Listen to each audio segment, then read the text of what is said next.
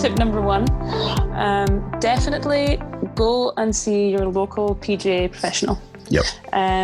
Just having gone through with my other half, I was with him when he was going through his PGA qualification, and it's such hard work. Like, people don't realise. You come out with a degree from Birmingham University, and it's 3 years. I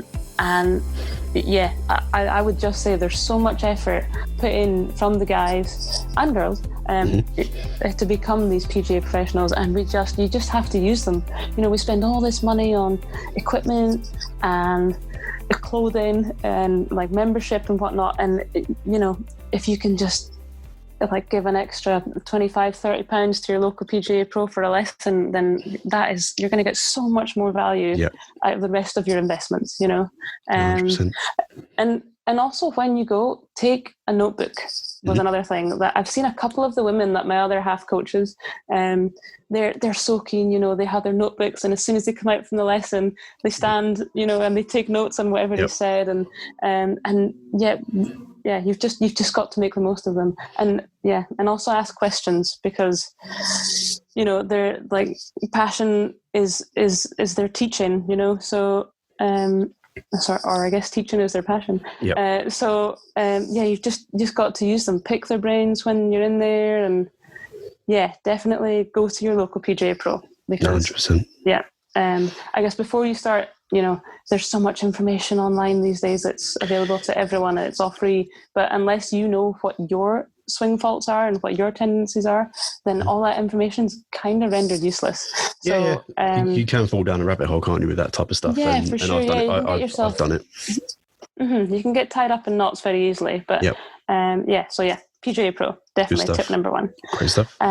Tip number two, I would say, practice with a purpose. I think you've had a couple of these kind of answers so far, but it's so important, because I see guys come to the range every day, and they take 100 balls, they hit the 100 balls, and they go home, and they don't get any better. No. And I'm like, if you half that and hit 50 balls and set yourself a task or a challenge, or try to have some sort of consequence to your practice, then your golf would definitely improve overnight, So whether that be, like, I often do when I'm sharing with Rach when we're away, we'll often maybe do a putting drill, and we're like, right, we can't go home until we complete this.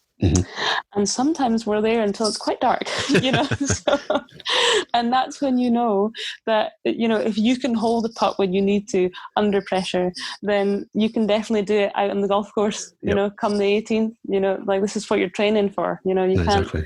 You've got to be able to take your practice to the course, and it's a lot easier said than done, for sure.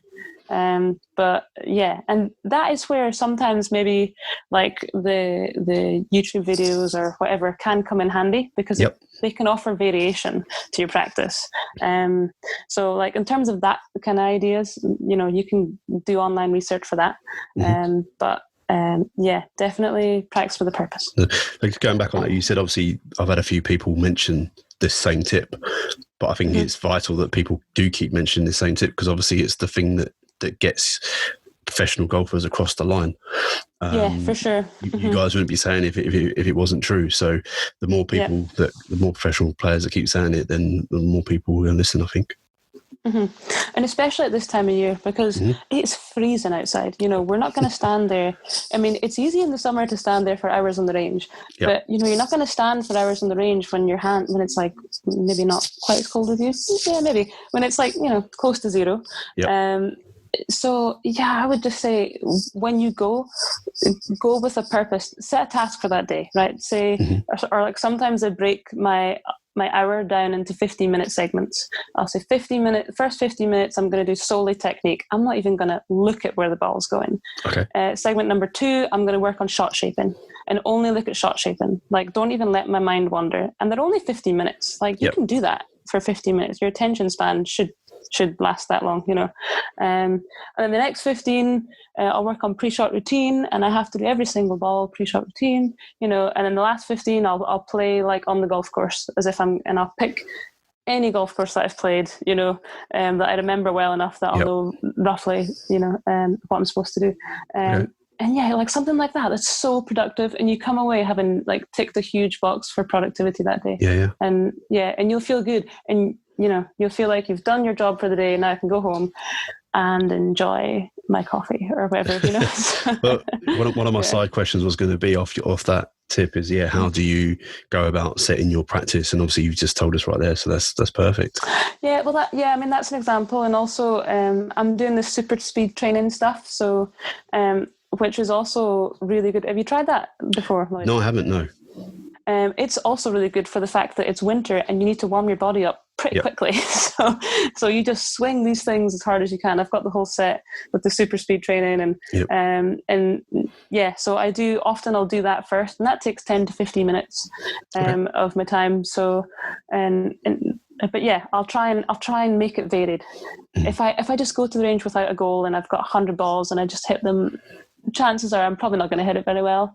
And my mind's going to wander, and I'll maybe get the music on because I'm not really paying much attention. And that's when you have to recognize it and like step away, go away for a coffee break and come back. But this time of year it's mostly range stuff. Like it's too cold to do anything else. No, good stuff. No, good insight there. Okay, and then the third and final tip, what would that be? So with this one, I would say don't be afraid to go and investigate developing your mental game. So like I know we've spoken about it before, but even if it just means like downloading a book, on your Kindle or whatever. I've also started reading some stuff by Carl Morris. Yes. Have you ever read his books? I have. I listen to his podcast on a regular basis as well. He's got a podcast. Yeah, he does. Nice. Yeah. Okay, cool, good. So I've just started reading some of his books, like The Art of Putting. Yep. And I've also got The Art of Playing both on my iPad. So, I would say, and this can benefit anyone. You don't feel like there has to be a handicap attached to whenever you can start working on your mental game. And as I'm sure you've experienced yourself, these, like when you work on your mental game, it can have a very positive knock-on effect to the rest of your life. 100%. Like you say, it's not just for golf; it's for everything. Yeah. So I would say, don't be afraid. Just go and delve into some books, some Bob Rotella, some Carl Morris. Just start exposing yourself to it, and just give it a go. Yeah, sure. I read Bob Rotella's one as well. It's a pretty good book to read. Yeah, I like those. I've got them on my shelf here that, and they're the kind of books that you can go back into, just pick up and go back into any chapter. You don't need to read it from start to finish.